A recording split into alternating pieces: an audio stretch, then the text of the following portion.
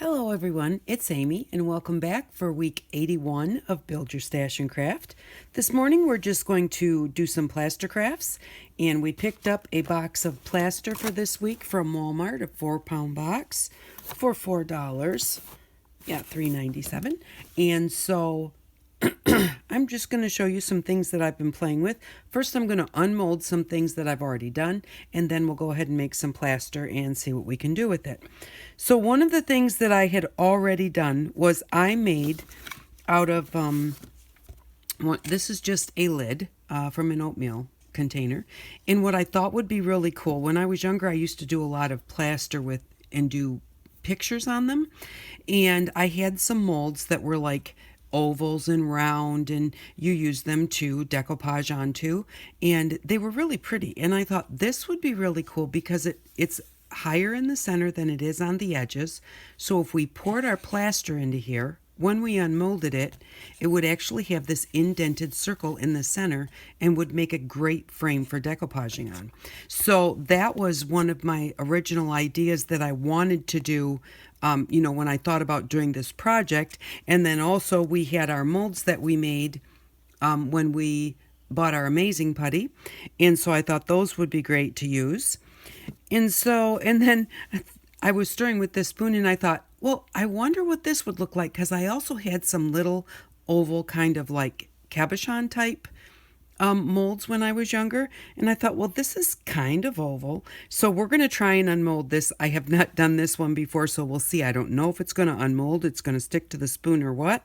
But I am just going to, the one thing with plaster is, the only thing you have to do is remember, it is starting to break apart here. Go easy. If you don't go easy, you can very easily break it. And that is the difference between plaster and polymer clay, is the polymer clay is a little bit stronger. But you have to bake it and all that kind of stuff. And sometimes you just want plaster to play with. And there are things you can do with plaster. It came out that you can't do with polymer clay. Okay, so there we go. That's really quite cool, and it's really shiny because of the smoothness of the plaster. And it kind of looks like a spoon, but you can adjust it. Now, the one thing is, when you're messing with plaster, is you should always wear one of the masks that we bought. Wear the mask, and so that you're not breathing in the plaster powders. But I just have here a piece of sandpaper that I've already been using, and you can just go ahead and shape this any way you want to. You can make it so that it doesn't quite look like a spoon, but by the time you get it decorated up and everything, nobody's really going to notice the difference. I'm only going to just, that rough edge at the top where it was attached to the handle, I'm going to just smooth that out.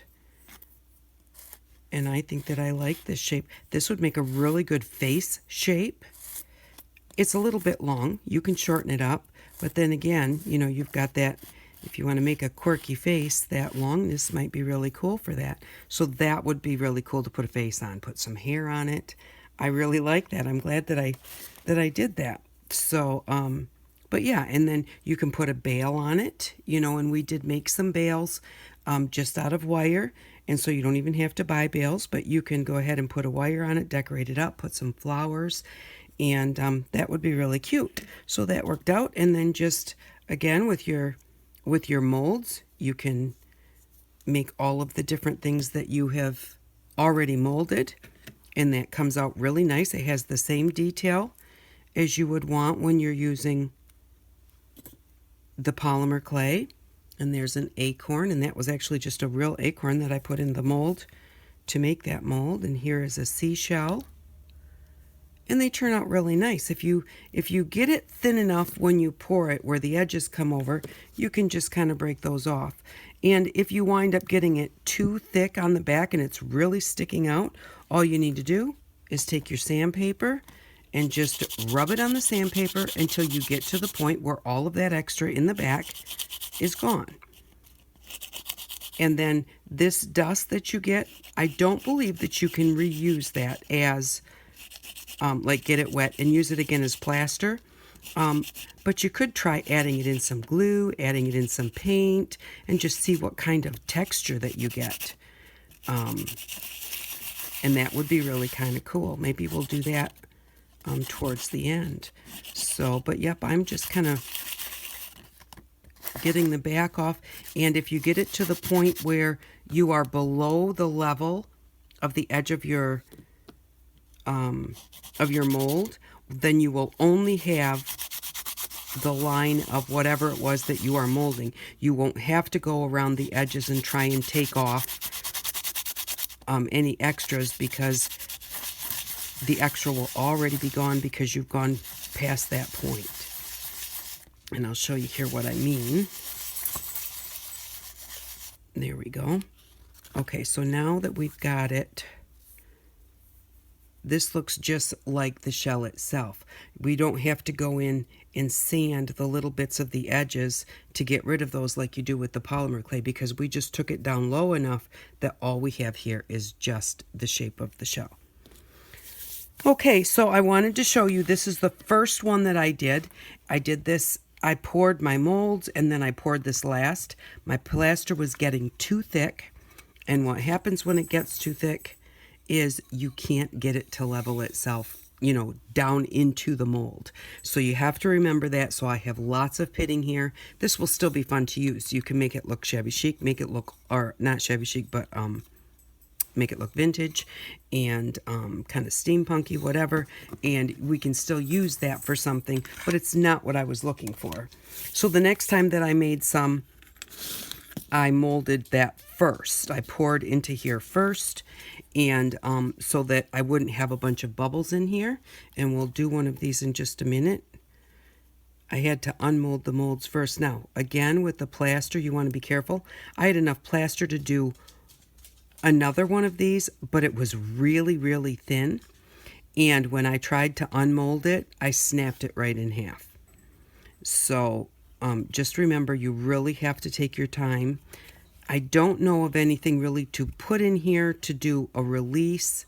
I've heard people say water and a little bit of dish soap. I think that any kind of a oil or anything like that would soak right into the plaster. So I don't think you would want to do that. I've never had a problem unmolding it. And even the molds I had when I was younger, they were not rubber molds like this. They were solid plastic molds. And so long as you take your time and get it to release, and all I'm doing is I'm just working my way down the edge of the plaster. It's not stuck. And then now that I've got this, I don't want to just peel that back, because over here it's still really attached. So if I do that, I might snap it. So you just want to, basically I'm just working it off. And there we go. That looks really pretty good. I have just a little bit of a tiny hole here that I can just fill with paint or whatever. The only thing that we do have is, this is number 2 plastic, and the name of the company that made it. So, but those, again, you can just kind of fill those in with your paint, or, you know, just anything to get rid of those if you don't want them there. And that looks really cool. Now, if we cut a circle picture and put it here and painted the edges, you would have a framed little piece of art. And that really works good. It's really nice and smooth. So that worked great.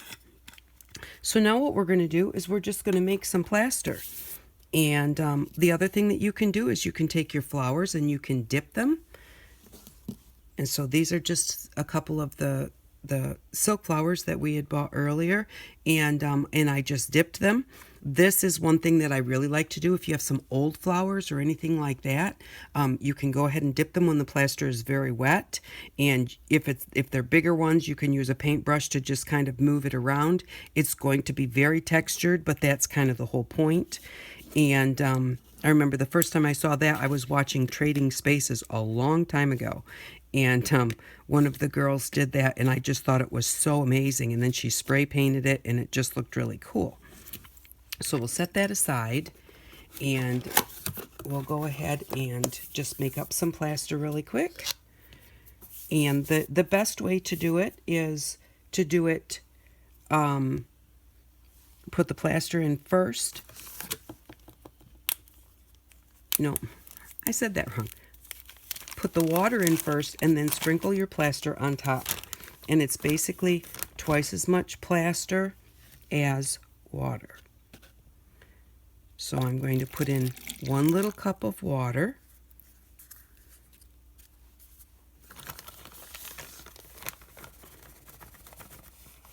And then just start sprinkling in the plaster.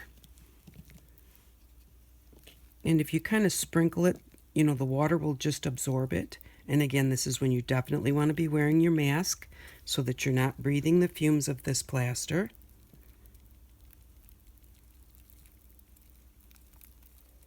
And just keep right on going. You kind of want to sprinkle it so you don't have as many lumps that you have to mix out. And it is an approximate 2 to 1.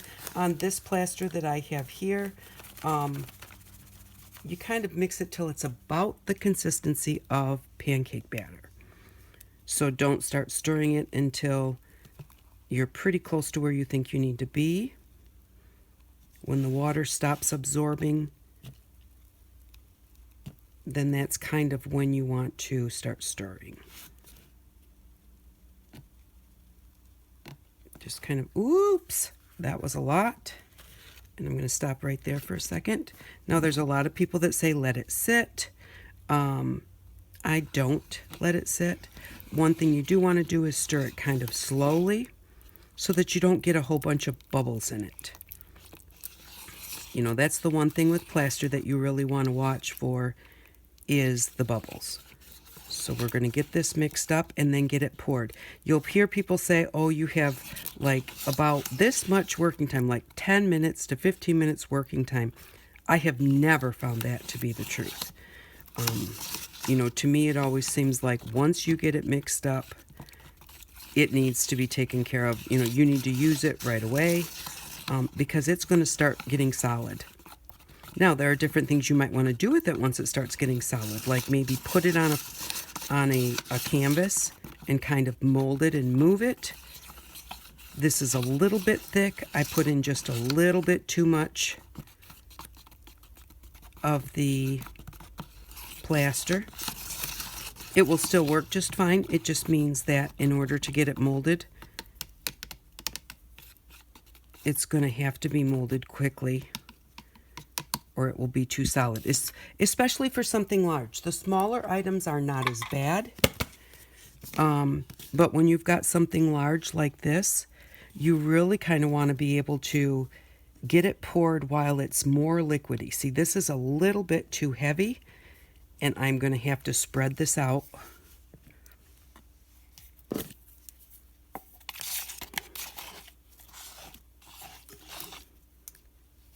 And very possibly I may wind up having air bubbles in this one. I'm going to use the spoon and get it spread around. Try and spread it smoothly, like slowly. I don't know how to say this, but so that you're not trapping air bubbles underneath. Even though it's thick and we know we need to get it done, we still want to try and make sure that we're not trapping too much air underneath. Okay, and then once you get this spread out like this, okay, then what I do to kind of get rid of the air bubbles is drop it. And this may make you bounce a bit because of the tripod, but by dropping it like this, you can kind of work those air bubbles out. Now, other than holding it way up above your head and looking, you're not going to be able to tell. But because this is see-through, I can actually take this and hold it up. And it actually looks like I kind of see one little air bubble on a corner. It looks pretty good. So I'm going to drop it a few more times to try and work those air bubbles either completely out or at least up into the plaster where we're not going to see it. There we go. And so now we have that one done. And I'm going to set it aside. Now they say about 20 or 30 minutes for curing time. And then to really have it be dry, you have to wait overnight. So it's one of those things where it's not necessarily super fast. Now I'm going to try and get some of this out Actually, I'm going to use the spoon. I'm going to try and get some of this out and get it into a mold. See, it's already starting to get very solid. See that? So I'm going to put some in this mold because this is my favorite. And then I'm going to put some, hopefully I've got a piece of cardboard here I can grab. Because we'll put some on a piece of cardboard since it's already a little bit too thick.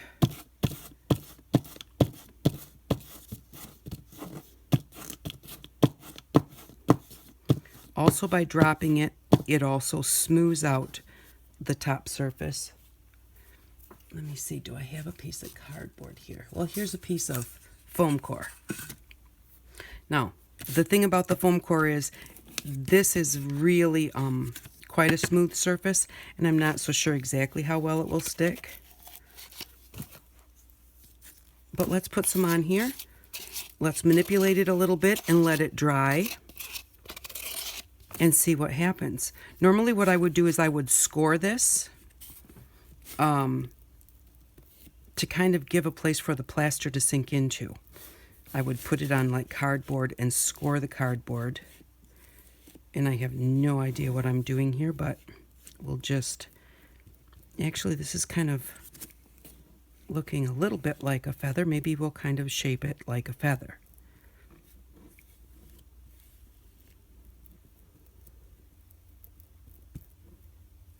And the more you kind of move it, like, you know, like this, even when you're dropping it and everything, the kind of the smoother that it gets.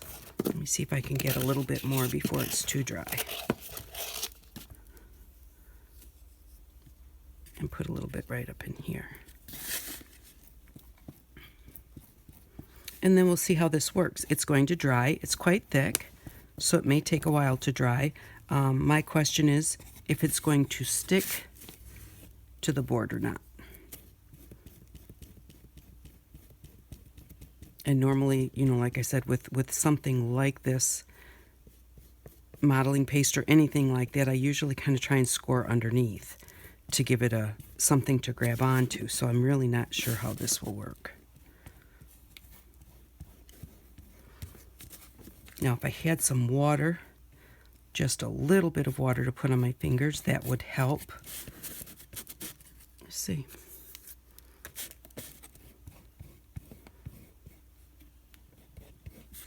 It's getting very dry now. I'm going to try and spray it. I do have some water here.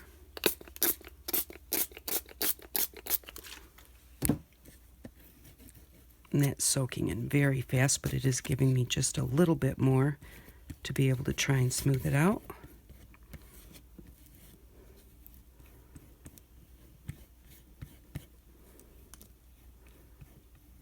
It's a little too thick here, a little too thin up here, but for not having it planned, not too bad.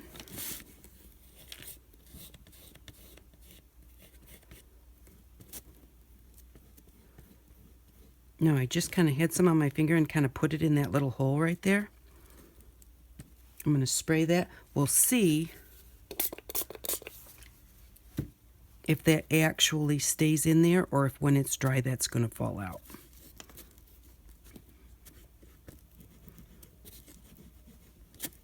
Might as well just check it out. Oh, just took the little stem off. So see, that didn't stick to the... And we're not going to get it back on, it's too dry.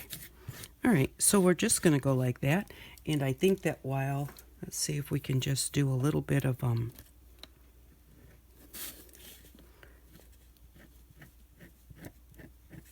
of do a little bit of carving in it while it's at this point.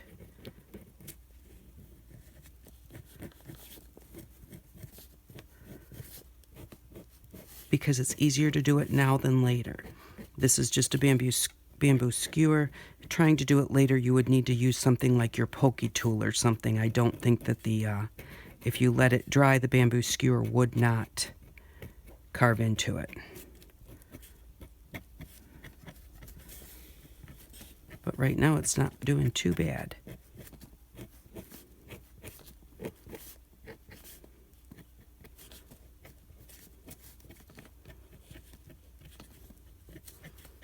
of go from the center out, and then kind of pull a few from the outside edges in.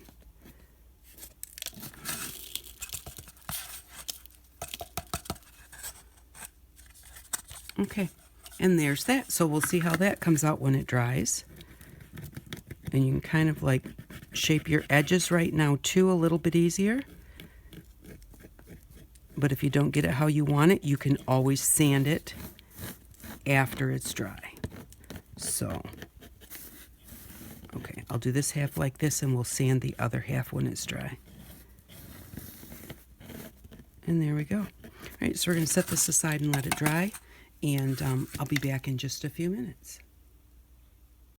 Okay, I'm back, and what I have done is I took, because I have a bunch of these oatmeal lids, I took one of them and I cut the center part out, and then I stuck it on a greeting card, you know, one that my dad received from his church.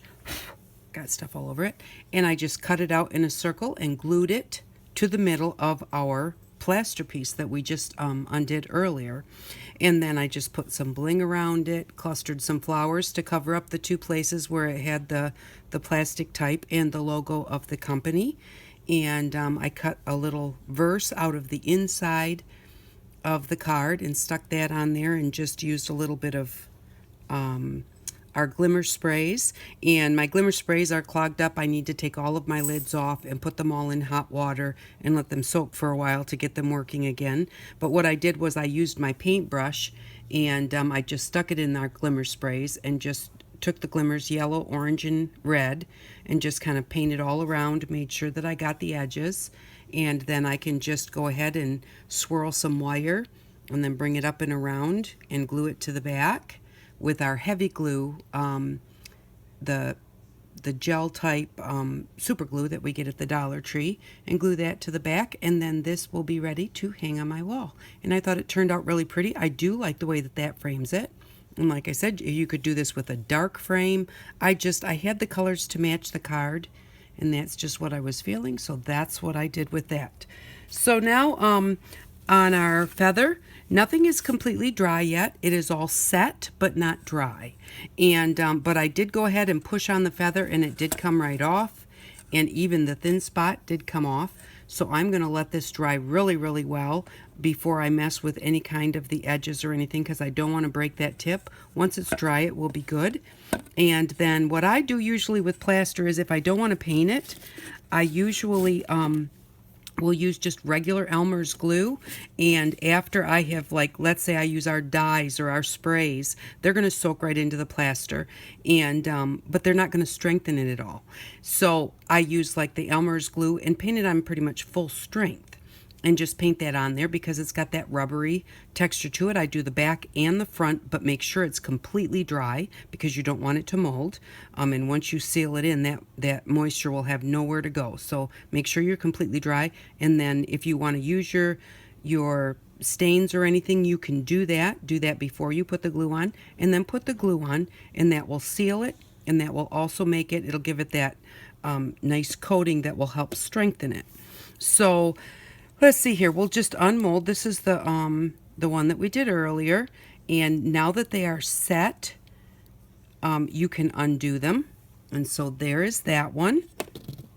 And then even this one, you can wait for it to completely dry, or you can let it, or you can undo it once it is set. Whoops. And but I think we already did this once, and again, you have to work your way all the way around, lifting it just a little bit each time. And we've already done this once, so I don't think I'm going to actually do the whole thing. It is coming out nicely, though. If you unmold them, maybe I will get it out.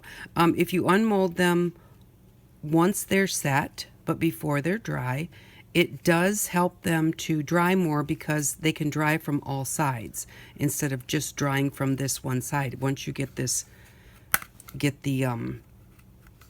mold off of it, because wherever it's inside the mold, it's not getting any air, and it will take longer to dry. And like I said, overnight to completely be cured. Oh, it's not quite off there. I thought it was. And there we go. Let's see what we got. We have a few bubbles here on the edges, and one little one in here, a little one here, but those can all be covered up, no problem. That looks really good, and I'm going to set that aside and let it dry, and then I'll have another frame that I can do something with. So I did sand off all of our little bits, and kept that little powder because we're going to put some glue, or some, not glue, I don't know why I would put glue in there. I said glue earlier, but just put some paint in there and it will give your paint some texture. Also, the way to clean out your things that you've mixed in, don't wash any of this down your sink. You'll clog your sink. Let it dry, and then after it dries, just go ahead and push on the edges like this, and it will all come off the edges and fall inside. Whatever doesn't, you can kind of rub on it, and it will fall down into the middle. Now you can also take that, crunch it up a little bit more so it's not quite such big flakes, or you can use it as big flakes.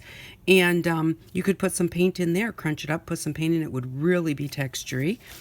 And so that's that. Just a little bit on how different things react to your plaster. Your sprays and your inks will soak right in. And again, my sprayers aren't working, so I'm just going to go ahead and grab some of this out of here. Now, the way that I noticed what this does is as it paints on, the color sinks in a lot, and the mica that we have in here sits on the top, which is really kind of cool looking. So that is how your sprays work. And if you spray them on, they're going to work basically the same way, except they're not going to be, they'll be more spray looking. But I don't know, I'll show you this if maybe you can see how, see the mica is sitting on top, but the color has soaked in. And that gives it a really nice effect. And then our, I don't even have anything here. Here we go. I'm just going to wipe my brush off. No, maybe I better use a different brush. Okay, so just, this is our Wilton's Food Coloring. And so we'll try that and see how it looks. And that goes on, it sinks in very nicely. And it has a pretty nice dark color to it. So that's those. And then the last thing that we have is our alcohol inks. And let's see how they do. Now they will probably be really dark. And they dry very fast. So it all soaks right in because this has alcohol and not water in it. It will dry even faster. And remember how I said, you know, if you want to use these, you can do that and then cover it with the glue. Make sure that this has dried also before you put the glue on there to give it a protective coating and to make it a little bit more sturdy. So that is how your colors work. And I guess we'll put just a little bit of paint on there. And we'll see how the paint does. And then what I want to do is I do want to put a little bit of the powders that I sanded off into the paint and give it some texture and see how that works.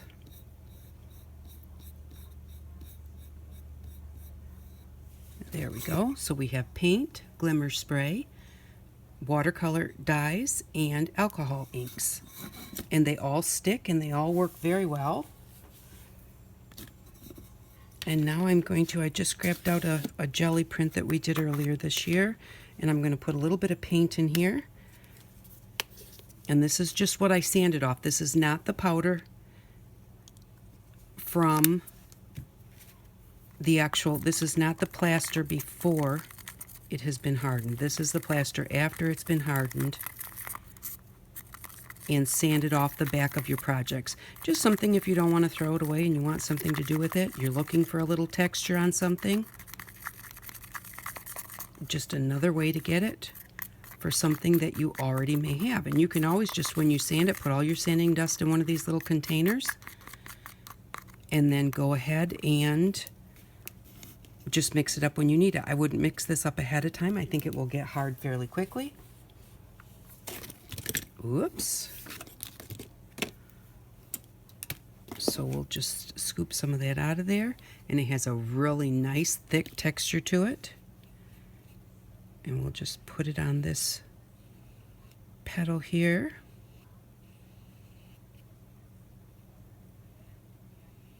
I'm going to kind of get my edges first, and then I can go in and spread out that texture.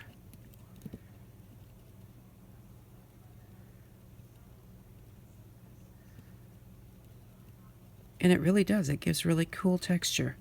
So that's really nice, and it's going to dry with that texture in it because of the thickness that you put in it with the plaster powder, with your sanding powder. And so that's how that turns out. So that's just another nice way to get texture. If you're going to do this and you're going to be sanding things anyways, you know, you'll be able to get texture with something that you've already got. And then finally, the one thing I wanted to show you was dipping the flowers. I'm going to just mix just a little bit. You want it to be a little bit thin. I have about 1/4 of a little cup here and about 1/2 of one of these cups. It's not actually 1/4 of a cup and 1/2 a cup, but it's 1/4 of one of these containers. And so I'm just going to sprinkle this in until it stops just automatically soaking right in.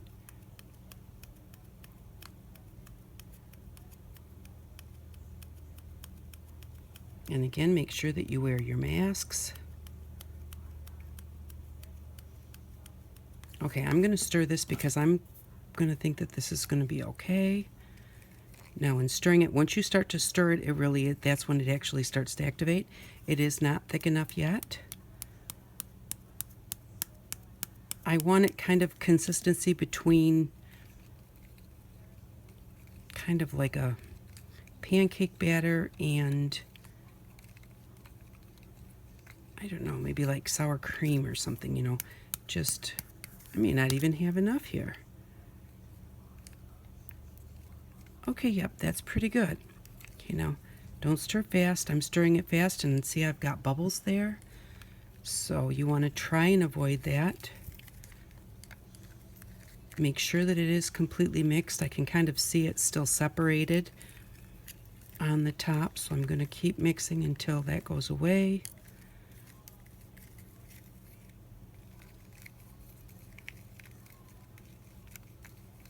There we go. There. And the thinner you have it, the easier it is to dip your flour and to get it to kind of go in all the different areas. So then I've just got some of the flowers we had from earlier this year. And this is a 2-layer flower. And I'm just going to dunk it in there like this. Kind of move it around and give it just a little bit of a shake. And then I'm going to pull it out. And so this is what you've got. It's actually covered everywhere. Now I just put these upside down on something that they're not going to stick to.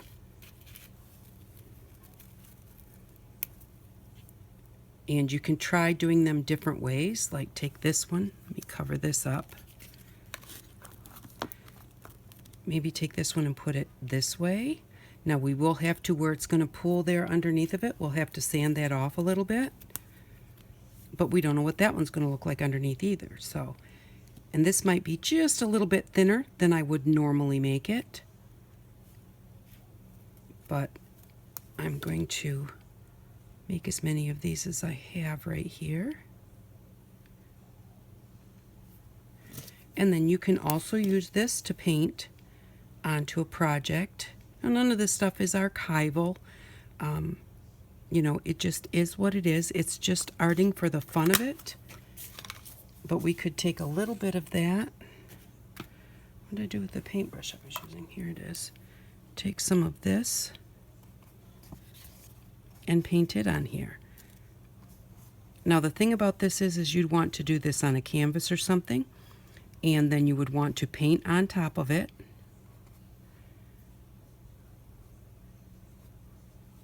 To get it to not be too